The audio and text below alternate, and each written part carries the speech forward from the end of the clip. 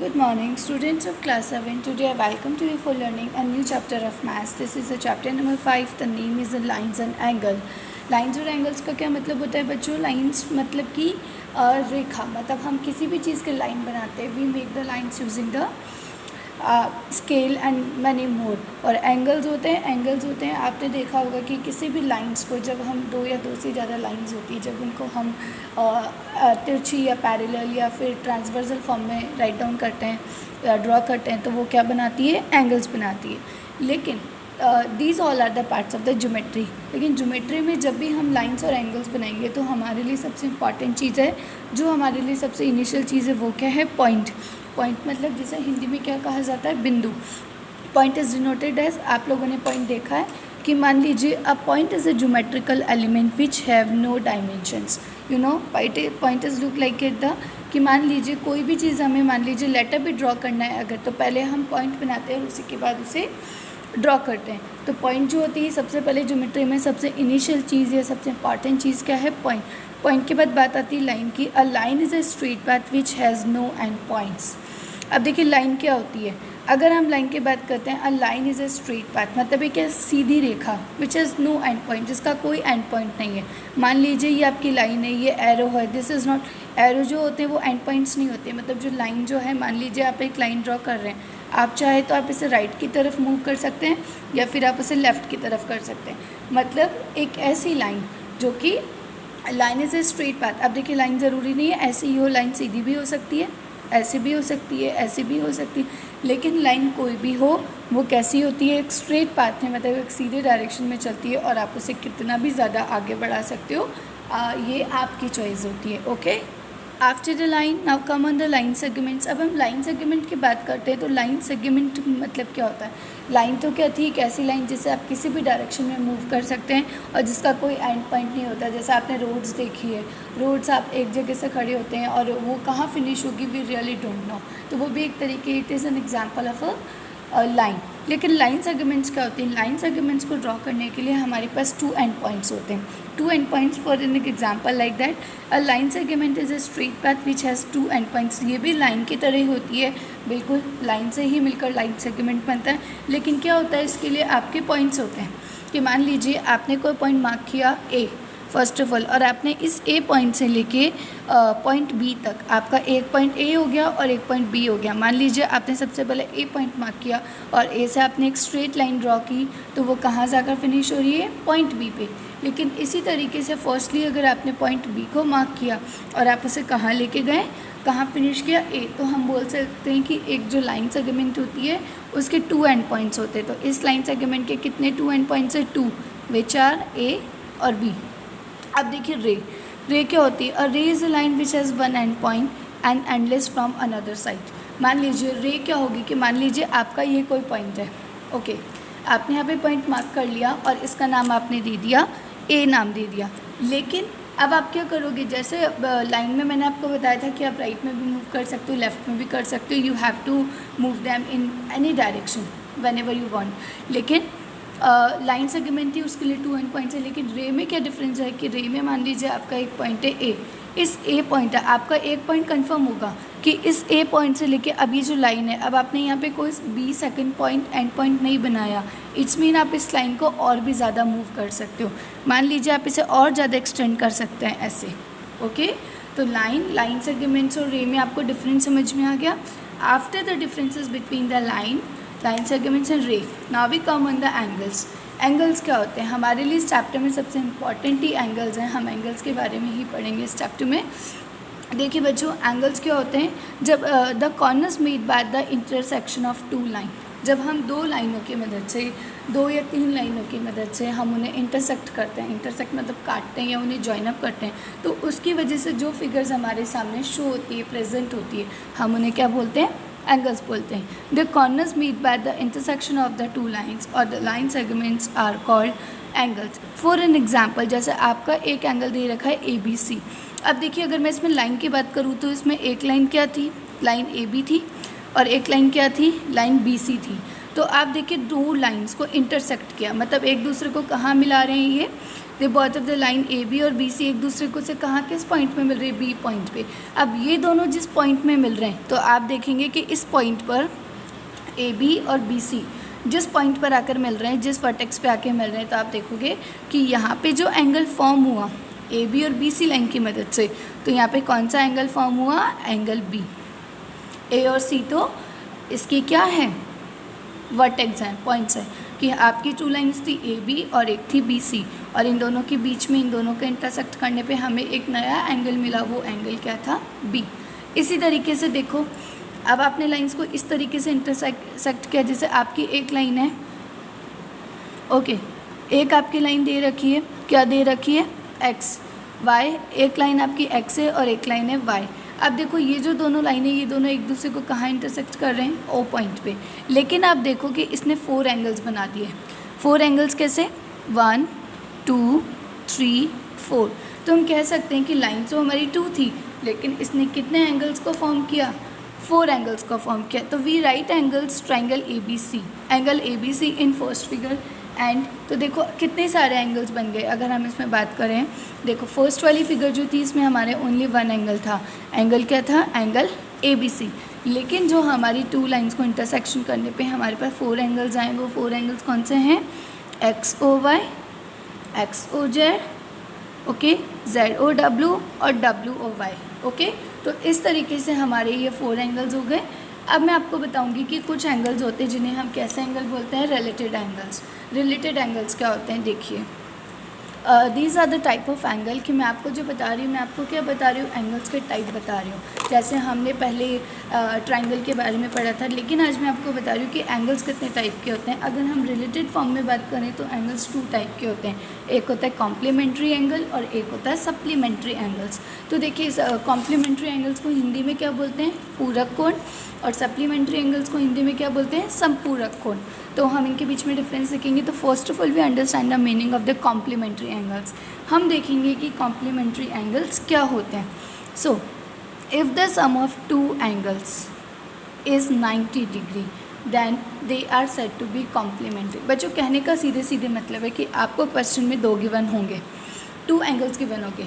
Like देखिए, इस line से और इस लाइन से कौन सा एंगल इंटरसेक्ट हुआ और इसका नाम लिखा है यहाँ पे बी। इसी तरीके से ये लाइन और ये लाइन एक नए एंगल को फॉर्म कर रही है जिसका नाम है ए। लेकिन हम बात करेंगे कि कॉम्प्लीमेंट्री एंगल्स और सप्लीमेंट्री की जब हम बात करेंगे तो कॉम्प्लीमेंट्री और सप्लीमेंट्री में हम हमेशा 2 एंगल्स की बात करेंगे। जैसे एक एंगल आपका क्या है, ए, और एक एंगल आपका क्या है, बी। तो ये हमारी सामने कंडीशन होती है कि कॉम्प्लीमेंट्री एंगल्स वो होती है जब आप कोई भी 2 एंगल्स का सम कर दो और उनका टोटल कितना आना चाहिए, 90 डिग्री। ना तो 90 डिग्री से कम, 1 डिग्री भी कम नहीं होना चाहिए, या 90 डिग्री से ज़्यादा भी नहीं होना चाहिए। मान लीजिए जैसे मैंने सम किया angle A plus angle B, तो देखिए एंगल ए हमारा कितना है बच्चों, 50 डिग्री, ओके, और एंगल बी कितना है, 40 डिग्री। अब मैं इन दोनों का सम कर रही हूँ तो 0 to 0, 5 + 4, 90 डिग्री। तो इट्स मीन कि जो एंगल ए और बी है ये दोनों कैसे एंगल हुए, कॉम्प्लीमेंट्री, क्योंकि जब हमने इन दोनों एंगल्स का सम किया तो उनका टोटल कितना आ रहा है, 90 डिग्री। तो we said to be very clearly, if the sum of 2 angles is 90 degree then they are said to be complementary angles, like this। देखिए, ये आपका एक राइट एंगल है। राइट एंगल पता है आपको, राइट एंगल मतलब, राइट एंगल मीन्स एक ऐसा एंगल जो कितने डिग्री का होता है, 90 डिग्री का। तो देखिए, अब देखिए राइट एंगल, तो एक राइट एंगल को भी हम 90 डिग्री, तो राइट एंगल में अगर 2 एंगल्स के बारे में हम बात करेंगे, अगर 2 एंगल्स, तो देखिए इसमें एक एंगल 25 डिग्री और दूसरा एंगल कितने डिग्री है, 65। तो आपको पता है, if you do the sum of 25 degree plus 65 degree is equals to 90 degree, तो हम बोल सकते हैं ये दोनों एंगल भी कैसे एंगल्स हैं, कॉम्प्लीमेंट्री एंगल्स हैं। Okay now come on supplementary angles. ये भी देखिए कुछ कॉम्प्लीमेंट्री एंगल्स, जैसे कॉम्प्लीमेंट्री एंगल्स में हमने 2 एंगल्स का सम किया था और उनका टोटल कितना डिग्री होना चाहिए था, 90। अगर 2 सम्स का सम 90 डिग्री आता है तो हम उन्हें क्या मानते हैं, complementary. If the sum of 2 angles is 180 degree then they are said to be supplementary angles. लेकिन अगर आपने किन्हीं भी 2 एंगल्स का क्या किया, सम किया, तो उन दोनों का टोटल कितना आता है, 180 डिग्री आता है। तो ऐसे एंगल्स को हम क्या बोलते हैं बच्चों, सप्लीमेंट्री एंगल्स बोलते हैं। फॉर एन एग्जांपल देखिए, आपकी एक लाइन बनी हुई है, इस पर 2 एंगल्स है, जिसमें एक एंगल 60 डिग्री का है और एक एंगल कितना है, 120 डिग्री का। तो आप देखोगे एक अक्यूट और एक ऑब्ट्यूज है, लेकिन जब आप इन दोनों एंगल का सम करते हो, like 120 degree plus 60 degree is equals to 180 degree, it's mean this angle is an supplementary angles. Okay, तो हम ये बोल सकते हैं कि 2 एंगल्स जिनका जब हम सम करते हैं तो कितना आता है, 180 डिग्री, ना तो 180 से कम ना 180 से ज़्यादा। तो ऐसे एंगल्स को हम क्या बोलेंगे, सप्लीमेंट्री एंगल्स। और कॉम्प्लीमेंट्री क्या थे, जब हम 2 एंगल्स का क्या करते थे, we are doing the sum of 2 angles, we get as result as a 90 degree, so they are called a complementary angles. Okay, now come on the adjacent angle. Adjacent angles क्या होते हैं, it is a pair of 2 angles which place next to each other adjacent angle. देखिए adjacent angles क्या होते हैं बच्चों, कि मान लीजिए it is a pair of 2 angles, कि आपको क्वेश्चन में 2 पेयर गिवन होंगे और दोनों पेयर्स जो होते हैं वो एक दूसरे से इंटरकनेक्टेड होंगे। कैसे, अ कॉमन वर्टेक्स, उनकी क्या स्पेशलिटी कि जो एडजेसेंट एंगल्स होते हैं उनकी एक कॉमन वर्टेक्स होता है, मतलब दोनों एंगल्स किस तरीके से होते हैं। For an example like this, जैसे आप देखो ये एंगल और ये एक एंगल है 60 डिग्री और 120 डिग्री, लेकिन ये दोनों एक दूसरे से कहाँ मिल रहे हैं, इस पे, तो ये इनका क्या हो गया, कॉमन वर्टेक्स। वर्टेक्स मतलब पॉइंट। इसी तरीके से कॉमन आर्म देख लीजिए, आर्म मतलब साइड, लेंथ। देखिए 60 डिग्री की ये लाइन और 120 डिग्री की भी ये लाइन, तो ये कॉमन आर्म हुई नहीं हुई। A non common arm could be one either side of the common arm. ठीक है, तो समझ में आ गया आपको कि एडजेसेंट एंगल्स वो एंगल्स होते हैं जिनकी कम से कम एक कॉमन वर्टेक्स होता है, एक कॉमन आर्म होती है। Okay, so look understand it from an example. Okay, look at the both the examples. आप देखेंगे कि पहली जो फिगर है इसमें आपके 2 एंगल्स है, एक एंगल है एक्स और एक एंगल है Y.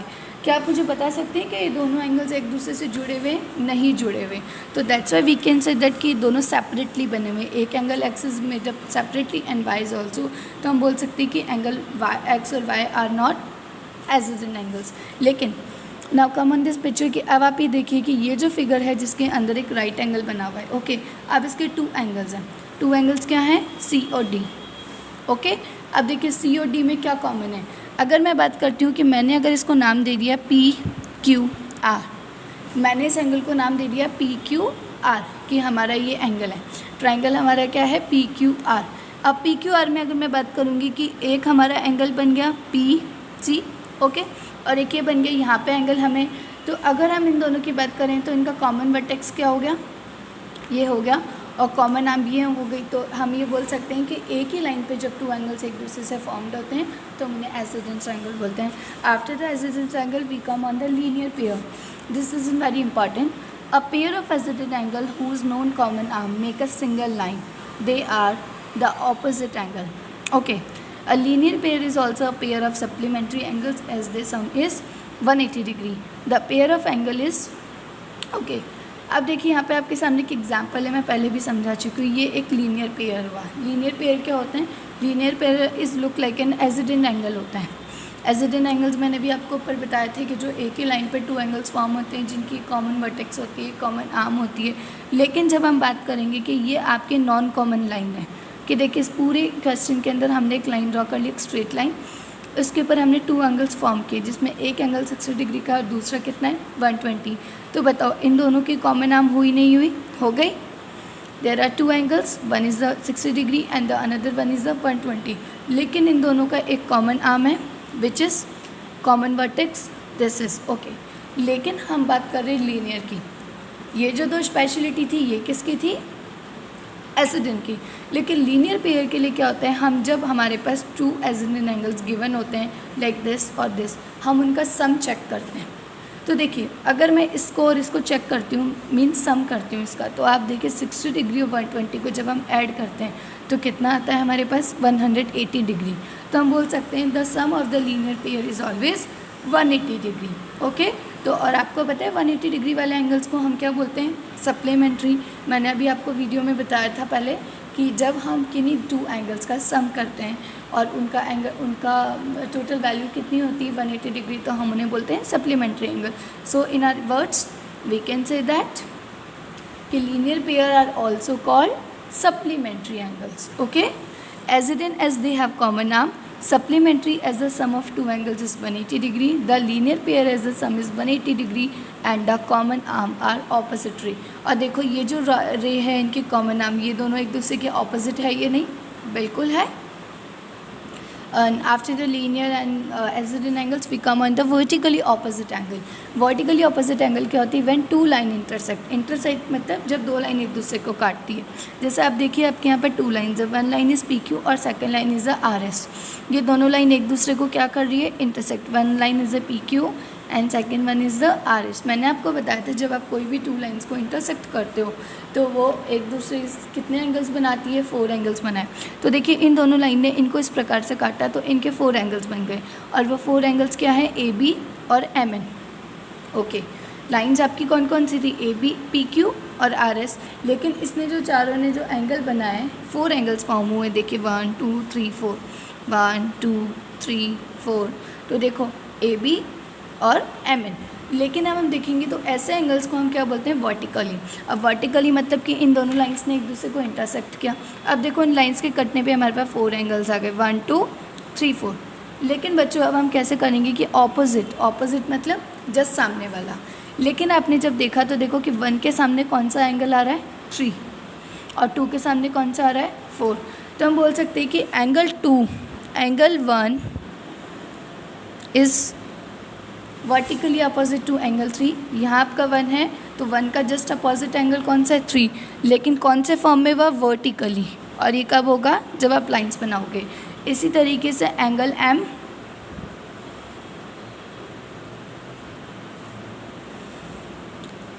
Equals to angle N. ये भी किस फॉर्म में हुआ? वर्टिकली. देखो M is opposite to N और A is opposite to B. तो एंगल 1 इज़ अपोजिट टू 3 और angle 2 is opposite to the 4. So really we can say that कि वर्टिकली अपोजिट एंगल कैसे होते हैं बच्चों? इक्वल होते हैं. फॉर एन एग्जांपल लाइक देखिए, और देखिए मान लीजिए ये आपकी एक लाइन है और एक लाइन ये है. इन दोनों ने एक दूसरे को क्या किया? इंटरसेक्ट किया. इंटरसेक्ट मतलब कट किया. अब देखो इससे 4 एंगल्स बन गए, 1 2 3 4. तो जब हम इनको नंबरिंग करेंगे लाइक 1 2 3 4 तो नेचुरली हमारे पास 4 एंगल्स आ गए, 1 2 3 4. अब मैं अगर आपसे इसका ऑपोजिट पूछूं तो ये इसका ऑपोजिट है और ये इसका ऑपोजिट है. इसके अलावा इसमें हमारे पास लीनियर पेयर भी है. आप देखो कि एंगल 1 और 2, देखो अगर मैं इनकी बात करती हूँ तो ये क्या बना रहे हैं? दोनों लीनियर पेयर है क्योंकि दोनों की कॉमन वर्टेक्स है. Common vertex and common arm है तो हम बोल सकते हैं कि एंगल 1 और एंगल 2 आर लीनियर पेयर. और लीनियर होने के साथ साथ ये कैसे? सप्लीमेंट्री है. Okay, now we discuss the question number of exercise 5.1.